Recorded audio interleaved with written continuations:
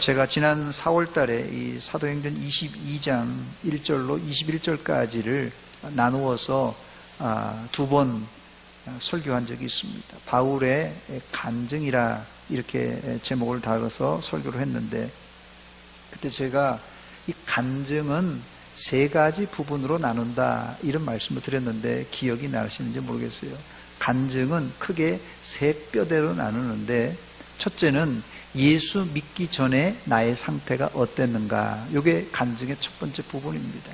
예수 믿기 전에 내가 죄를 지고 예수님 밖에서, 하나님 밖에서 내 마음대로 살던 때 예수 믿기 전의 상태를 묘사하고, 두 번째는 어떻게 내가 예수를 만났는가, 예수를 만난 그 순간과 어떤 계기를 통하여 예수를 만났는가, 이게 간증의 아주 중요한 중심 이런 내용입니다. 그리고 마지막에는 내가 예수를 만난 이후에 어떤 변화의 과정을 겪어서 어떻게 변화됐는가, 요게 이 간증의 세 가지 뼈대입니다.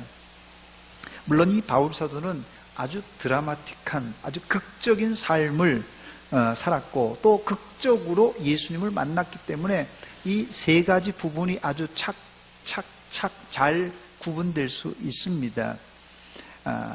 그러나 어떤 분은 이 세 가지 구분이 이렇게 잘 안 될 수도 있습니다만은, 큰 그림 속에서 보면 우리 모두가 이 세 가지 토막으로 우리의 신앙생활의 간증을 나눌 수 있습니다. 사도행전 21장 바로 앞장에서 살펴보았듯이 바울 사도는 이 폭도들에게 붙들려서 죽을 순간에 로마 군병들의 이 질서 유지를 위한 개입으로 겨우 살아나서 이 천부장 앞에서 약식 재판을 받게 됩니다. 그래서 로마 군병들의 보호 아래 바울 사도는 자신의 변호 혹은 간증을 하게 됩니다. 그래서 이 로마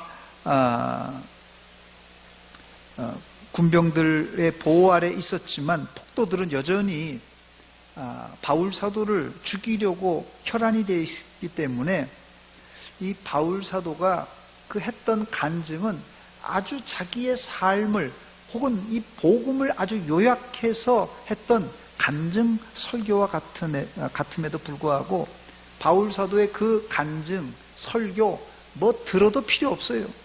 그리고 그 설교를 다 들었는데도, 간증을 다 들었는데도 은혜 받기는커녕 바울을 죽이려고 했습니다.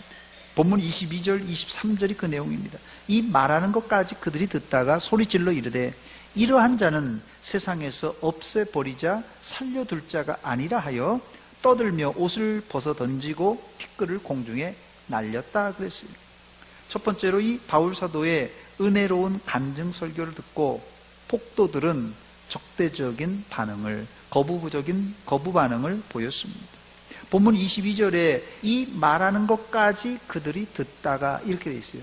이 말하는 것까지 그들이 듣다가, 그 바울 사도의 은혜로운 간증, 이 간증을 듣고 나서 어떻게 내가 예수를 만났고 어떻게 예수 만난 이후에 이렇게 은혜롭게 변화되었는가, 이걸 다 들었어요.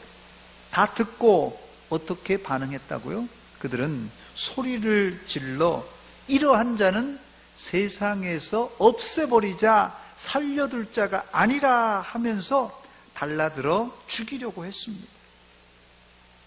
이 장면을 보면 꼭 사도행전 7장에 스데반 집사님에게 달려들어서 죽였던 과거 이 바울 사도의, 이 사울의 그 동료들과 다를 바가 없습니다.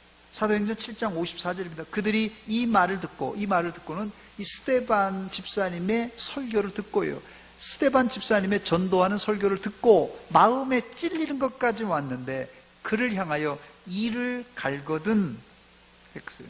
계속해서 사도행전 7장 57절 보니까 그들이 큰 소리를 지르며 귀를 막고 일제히 그에게 달려들어 돌을 들어서 스데반에게 던져 스데반 집사님이 죽고 말았습니다. 사실 이런 일은 예수님에게도 있었던 일입니다.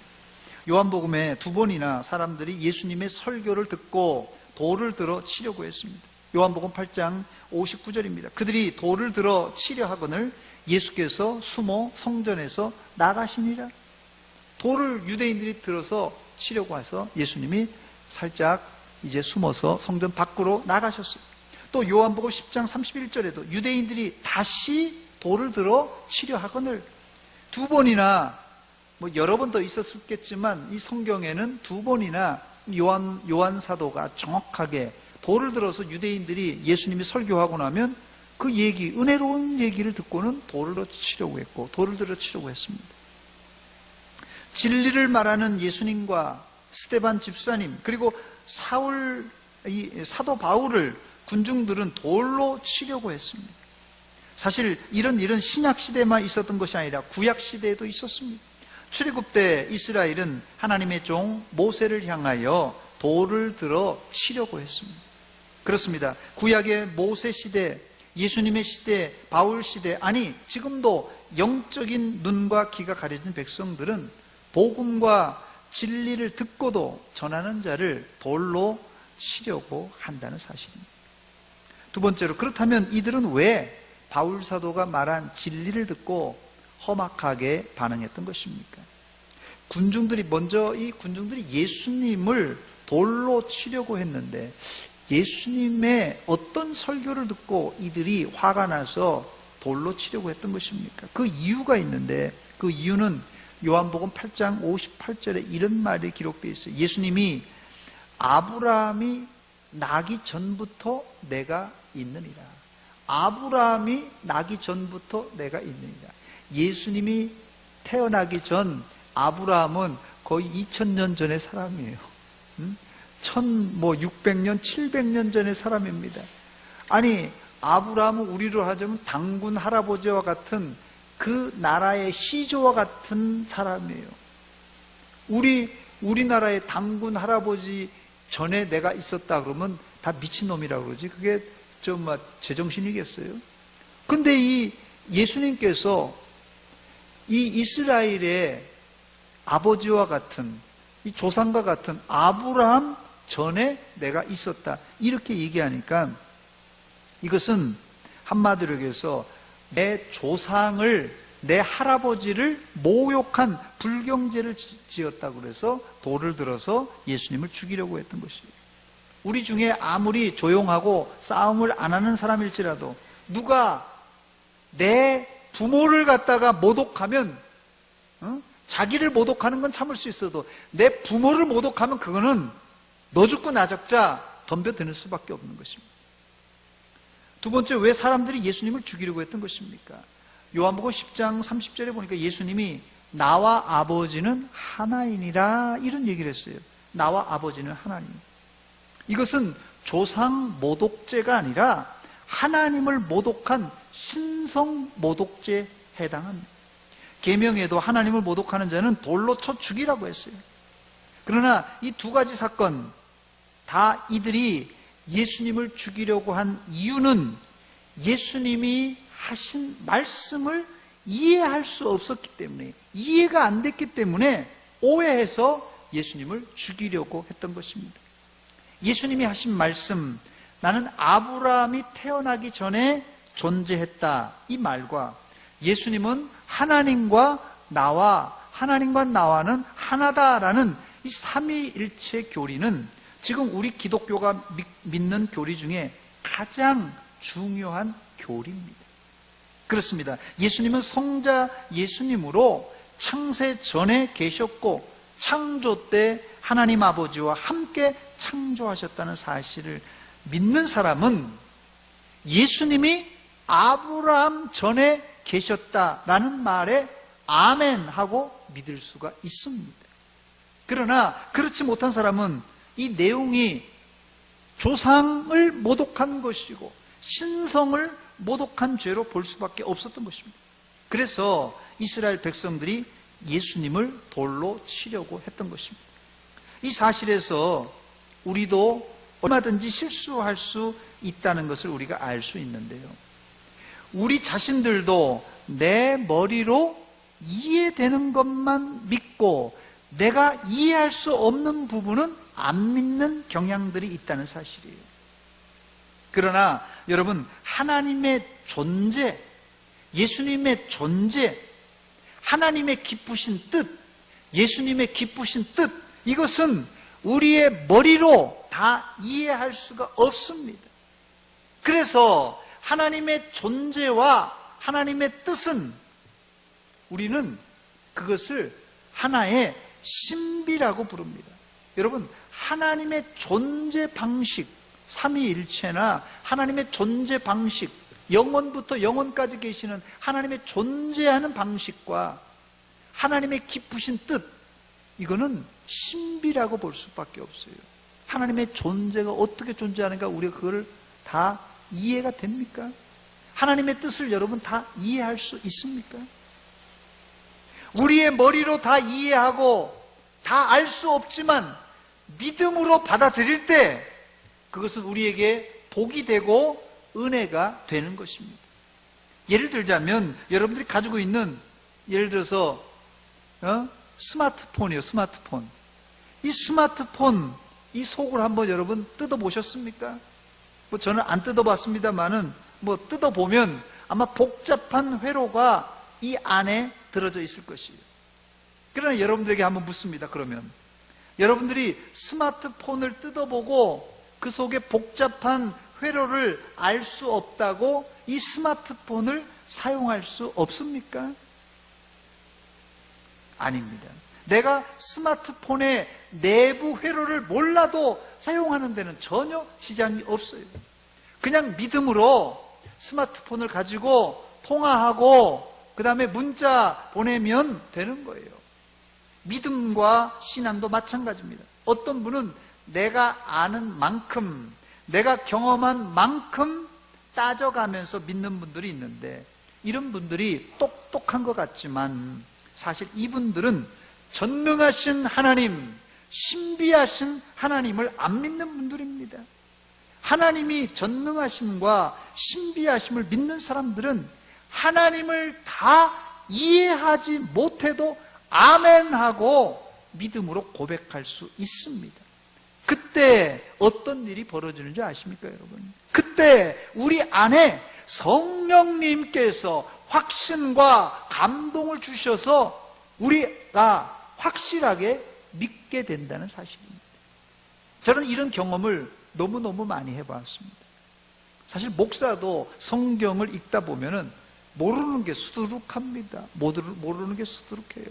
오늘 이 창세기 큐티에 에돔과 에서의 족보가 나오는데, 그거 뭐 에서의 세 부인들, 또 그 자녀들, 그 사람을 알 수가 있나요? 이름만 나와 있는데, 뭐 지형들이 세일산이니 에돔이니 그냥 이스라엘 요르단 한번 쓱 갔다 온 것뿐이지 거기가 어디가 어딘지 사실 잘 모릅니다. 목사도 몰라요.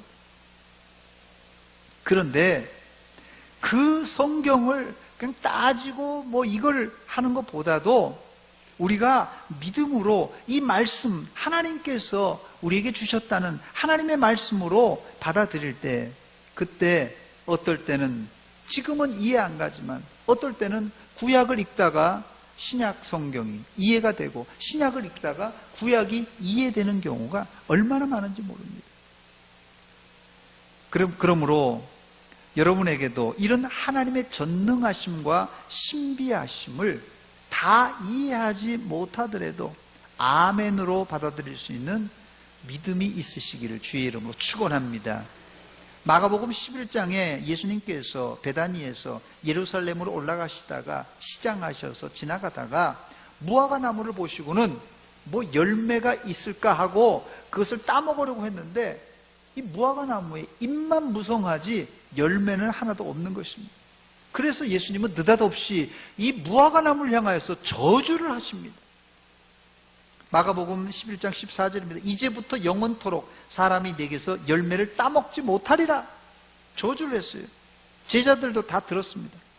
그리고는 다 잊어버리고 있다가 다음날 아침에 그 길로 지나가다가 어제 저주하셨던 그 무화과 나무가 뿌리채 말라버린 것을 제자들이 보았습니다. 베드로가 하도 신기해서 그거 정말 믿기 어려워서 저주하신 나무가 뿌리째 말랐습니다. 예수님에게 이렇게 얘기했어요. 베드로가. 그때 예수님께서 이런 유명한 말씀을 남겼습니다. 마가복음 11장 22절입니다. 예수께서 그들에게 대답하여 이르시되 하나님을 믿으라. 하나님을 믿으라. 이 말이 무슨 말씀인지 아세요? 베드로와 제자들의 머리로는 도저히 하루 만에 무화과나무가 뿌리째 말라버리는 것은 본 적도 없고 이해할 수도 없다는 것이에요. 긴가민가 하는 거예요. 이게 예수님 때문에 그런 건지 이게 왜 그런 건지 긴가민가 하는데 예수님은 그들에게 아주 직격탄을 날립니다. 이런 거 이해하려고 고민하고 신경 쓰지 말고 너희는 오직 어떻게 해요? 하나님만 믿으라 그랬어요. 하나님만 믿으라. 오늘 본문에서 폭도들이 왜 바울 사도의 은혜로운 간증 설교를 듣고도 돌로 치려고 했는지 아십니까? 믿음과 신앙을 여러분들의 머리로 다 이해하고 믿으려고 하지 마세요. 폭도들은 자기네 생각엔 바울 사도가 했던 모든 것이 머리로 이해가 안 되는 거예요. 뭐 다메섹 도상에 가다가 빛이 비쳐가지고 네가 나를 왜 괴롭히냐 하면서 예수님을 만났다는 등 뚱딴지 같은 소리를 하는 거예요. 이 사람들은 폭도들은 이해가 안 되는 거예요. 그러니까 쓸데없는 소리 하지 말라고 하면서 돌로 치려고 했던 것입니다. 여러분, 논리적으로 다 이해되면, 여러분의 머리로 논리적으로 다 이해되면 그것은 신앙이 아니라 그건 과학이고 상식 영역입니다. 다시 말씀드립니다. 종교는요, 영적인 세상은 우리가 다 이해하고 믿는 게 아닙니다. 과학과 상식은, 과학은 딱 증명될 수 있어요. 상식은 상식적으로 딱 논리적으로 돼야지 그게 되는 것이에요. 근데 종교는 그게 아닙니다. 영적인 세계는 그런 게 아니에요. 여러분들의 머리, 상식, 논리를 믿지 말고 우리의 논리와 상식 넘어 계시는 하나님을 믿으시기를 주의 이름으로 축원합니다. 세 번째, 그 다음에 바울 사도의 은혜로운 간증을 듣고 아주 냉소적으로 반응한 사람들이 있는데 천부장과 이 로마 군병들입니다. 본문 24절입니다. 천부장이 바울을 영내로 데려가라 명하고 그들이 무슨 일로 그에 대하여 떠드는지 알고자 하여 채찍질하며 신문하라 한대 그랬어요. 일단 이 천부장은 바울 사도의 이야기를 듣고 은혜나 감동받은 부분은 전혀 없고 단지 바울 사도의 은혜로운 간증을 그 머리로 어떻게 판단했냐면요, 법적으로, 정치적으로, 사회적으로 풀려고만 했어요. 그래서 천부장은 바울 사도의 간증에는, 설교에는 전혀 관심이 없고 바울 사도 때문에 일어난 이 소요의 책임을, 이 소동의 책임을 바울 사도에게 돌리고는 가죽줄로 묶고 신문하려고 했습니다. 지금 바울 사도는 주옥 같은 간증 설교를 했는데 천부장은 이것에는 관심이 없고 단지 사람들이 왜 폭동을 일으켰는지 그것을 바울 사도에게 책임을 물으려고 했던 것입니다.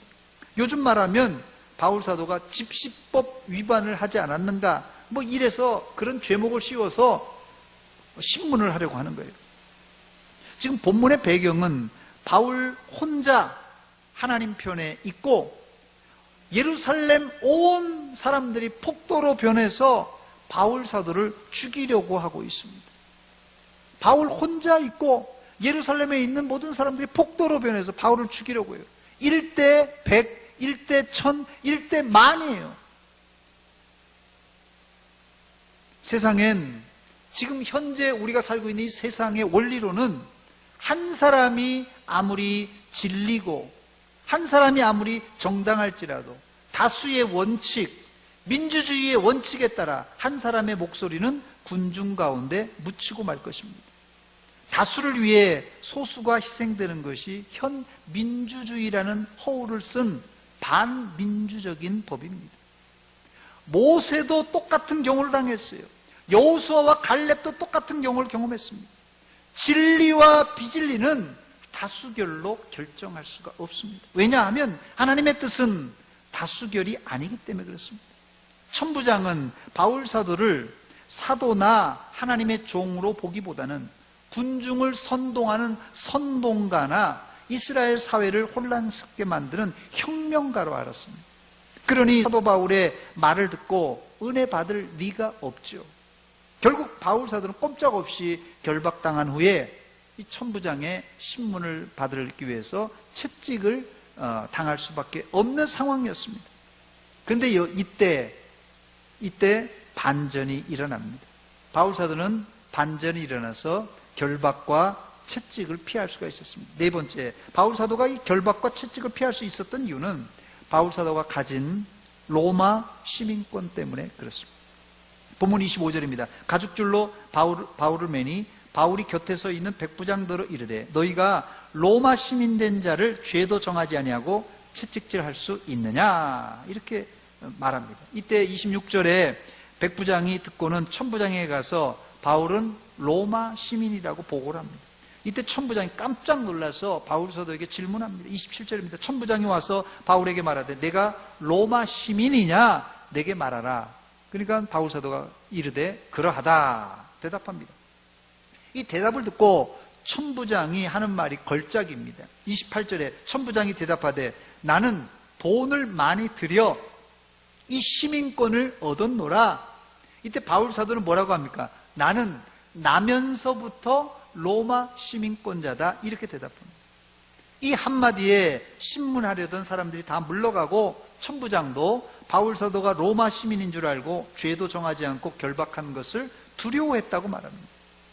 여기서 우리는 왜 베드로나 요한을 이방 선교에 안 보내고 바울 사도를 보냈는지 그 이유를 알게 되는데, 바울 사도는 태생적부터 로마 시민권을 획득한 사람이고 가말리엘 문화생으로 율법과 학문에 뛰어난 사람일 뿐 아니라 열심도 있었기 때문에 하나님이 쓰시는 해외 선교의 도구로 충분한 자격이 있었던 것입니다. 결국 사도행전을 다 읽어보면 바울 사도가 이 로마 시민권자라는 것이 왜 필요했냐를 우리가 정확하게 알게 되는데, 바울 사도가 로마 시민권자였기 때문에 비록 죄수의 몸이었지만 로마까지 갈 수 있었던 것입니다. 만약 이 자리에 바울 대신에 베드로가 그 자리에 잡혔다면 아마 베드로는 돌에 맞아 죽었든지 아니면 천부장에게 신문을 받아서 예루살렘에서 죽었을지 모릅니다. 그러나 바울 사도는 비록 죄수의 몸이었지만 로마 시민권자였기 때문에 로마까지 가서 재판도 받고 복음도 전할 수 있었던 것입니다. 요즘 이 선교지에 나가 있는 선교사님들이 이구동성으로 하는 말이 있어요. 한국 여권만 가지고 있으면 웬만한 나라는 자유롭게 왕래할 수 있고, 또 한국 여권이 선교지에서 상당한 큰 힘을 발휘한다는 이야기를 종종 하십니다. 그러므로 여러분들이 현재 그냥 여기 있으니까 잘 모릅니다만은 대한민국 국민이라는 것이 이 자리에서는 별거 아닌 것 같지만 해외 나가보면 대한민국의 위상이 얼마나 높아 있는지를 여실히 알 수 있습니다. 결국 바울 사도는 로마 시민권자의 자격으로 다음날 약식 재판이 아니라 정식 재판에 회부되어서 재판을 받을 수가 있었습니다. 본문 30절입니다. 이튿날 천부장은 유대인들이 무슨 일로 그를 고발하는지 진상을 알고자 하여 그 결박을 풀고 명하여 제사장들과 온 공회를 모으고 바울을 데리고 내려가서 그들 앞에 세우니라. 여러분, 이게 제사장들과 온 공회를 모았다는 말은 산헤드린 공회라고 해서 우리나라라면 국회에 해당되는 가장 큰 회의입니다. 조그만 일 같으면 이거 모이지도 않아요. 나라의 중대사가 있을 때나 이 산헤드린 공회가 모여서 재판도 하고 중대한 일을 상의하지, 웬만한 조그만 일은 그냥 알아서 처리합니다. 물론 이런 정식 재판이 로마 시민권자였기 때문에 가능했지만, 엄밀히 말씀드리자면 하나님이 만세전에 준비해 두신 하나님의 놀라운 계획이고 작품이었다는 사실입니다. 그 놀라운 계획이 다음 장 이제 읽진 않았습니까? 그 다음 장 23장 이하에 자세히 나옵니다만은 그 23장을 한마디로 제가 요약하자면, 이런 공식 재판을 통하여서 바울 사도는 이스라엘의 지도자들과 또 나중에는 이 아그리빠 왕과 또 로마 총독들 앞에서 복음을 전할 기회를 얻게 됩니다. 정말 놀라운 일입니다. 인간적으로 생각하면 바울 사도가 감옥에 갇히고 재판에 회부되어 고생하니 인간적으로는 안쓰럽죠. 감옥에 gat혔고 또 고생하니까 안쓰럽지만 그 내면에는 하나님께서 이런 방법을 통하여서 바울 사도를 통하여 누구에게요? 왕들에게, 총독들에게, 그리고 이스라엘의 고위 공직자들, 제사장과 그 사내들인 공회 의원들에게 하나님의 복음을 증거하기 위한 하나님의 계획이 거기 숨어 있었다는 사실입니다. 이런 계획은 만세전에 세워졌고 또 바울 사도를 부를 때 분명히 이것을 확실히 미리 말씀하셨습니다. 사도행전 9장 15절입니다. 주께서 이르시되 가라, 이 사람은 내 이름을 누구에게요? 이방인과 그리고 누구에게요? 임금들과 그리고 누구에게요? 이스라엘 자손에게 전하기 위하여 택한 나의 그릇이라고 아주 부르기 전에 이미 하나님께서 바울을 이런 목적으로 내가 사용하겠다 말씀하셨습니다. 하나님은 어떻게 해서든지 자신이 한 말씀과 약속을 성취하시는 분입니다. 그렇습니다. 하나님의 뜻은 반드시 이루어집니다. 이제 말씀을 맺도록 합니다. 오늘 바울 사도는 폭도들 앞에서 궁지에 몰려 있습니다. 폭도들이 돌을 들어서 죽이려고 합니다. 그들에게 은혜로운 간증과 설교를 했습니다마는 그들이 은혜는 받지 않는다고 할지라도 여러분 그래도 바울 사도가 은혜로운 설교도 하고 간증을 했으면 뭐 은혜는 안 받을지라도 폭도들이 그냥 좀 부정적인 감정은 조금 누그러들지 않았을까 그렇게 생각할 수 있잖아요. 그런데 웬걸요? 이들은 하나님의 계획과 뜻을 이해하지 못하는 군중들이었어요. 그래서 하나님의 종을 겁도 없이 돌을 들어서 죽이려고 했습니다. 그러나 아까 말씀드렸듯이 이런 일은 이 바울 사도에게만 있는 게 아니라 구약의 모세, 신약의 스데반 집사님, 아니 예수님도 당한 일이 이런 일입니다. 그러므로 여러분들도 이런 어처구니 없는 일을 만날지라도 낙심하지 말고 믿음에 굳게 서시기를 주의 이름으로 축원합니다. 아무리 폭도들이 하나님의 계획을 무너뜨리고 우리를 죽이려고 해도 하나님께서 허락하지 않는다면 우리 머리털럭 하나도 건들 수가 없습니다. 사탄들이. 여러분들은 강단에서 하나님의 말씀이 떨어질 때 여러분의 머리로 이해할 수 없을지라도 아멘하여 하나님께 영광 돌리시길 바라고, 또 강단에서 하나님의 말씀이 선포될 때 뭐 이 말씀이 뭐 내일도 다음 주도 들려지겠지, 뭐 TV만 틀어도 하나님 말씀이 나오는데 뭐 다음 주에 다음에 들어야지 이렇게 생각하지 말고 이 말씀이 지금 나에게 주시는 하나님의 말씀으로 아멘으로 받으시기를 주의 이름으로 축원합니다. 오늘 제목이 뭡니까? 오늘 설교 제목이 뭡니까? 복음에 반응하는 사람들. 지금 이 시대에 하나님의 말씀이 떨어지고 하나님의 복음이 선포될 때 이스라엘 백성들처럼 폭도들처럼 그냥 자기 감정을 앞세워서 바울을 갖다 설교하는 바울을 돌을 들려 치려고 하는 사람이 있다는 거예요. 천부장과 로마 군병들처럼 차디차게 이 설교를 그냥 법적으로, 정치적으로, 사회적으로 그 논리로 판단해서 신문하려고 하는 사람도 있다는 것이에요.